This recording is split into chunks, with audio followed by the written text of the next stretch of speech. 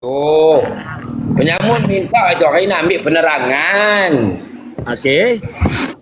Okey. Yang malam tu, Tok Nasir ni kalau Pak Yus tanya, dia memang tak ada akal lah. Dia kalau Pak ajak pergi perang, pergi apa? Pergi berjuang boleh lah. Okey.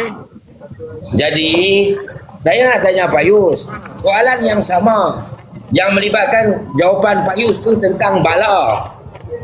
Baik. Jadi kerana tentang bala tu Pak Yus kata boleh meletakkan level kekafiran bala tu dengan Tok Guru ni lebih kurang lah.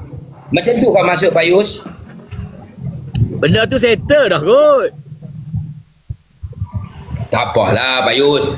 Ni nak tanya nak kepuasan hati. Kalau jawapan yang puas hati aku berhenti. Jawapan saya tetap sama. Macam mana? Jawapan saya sama macam hari tu. Yalah, jawapannya macam mana? Bagilah saya dengar sama. Hai. Takkan tak dengar hari tu. Hari tu kan malam dah. Saya dengar, ni Tok Nasir abang kat saya. Jawapan Pak Yus. Jadi saya nak dengar sendiri Pak Yus bagi tahu. Ada rekod dia. Takkan saya nak kena cari satu-satu. Ni duk ada Takkan nak buka ni pula. Ada barang lain. Barang tu dah settle, bawa barang lain pula. Kalau Pak Yus kata gitu. Lah Pak Yus ada mana? Saya ada kat Semenyih. Hari Selasa minum kopi boleh?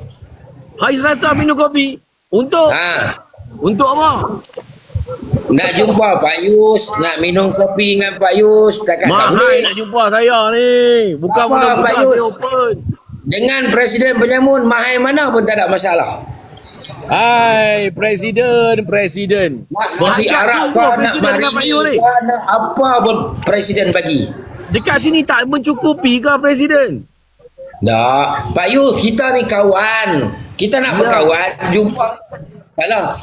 Aku janji kita takkan bergaduh, takkan bising mulut, tekak mulut, takkan berlaku. Aku pun tak heran pun bergaduh. Ni janji.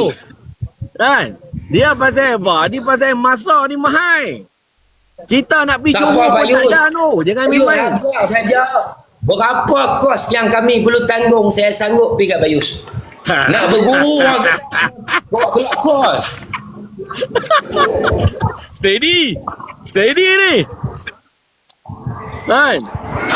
Masalah kami duduk itu jika saya terima. Itu jika saya terima. Kan? Itu yang kita buat. Permohonan boleh tak kita nak jumpa? Tak, itu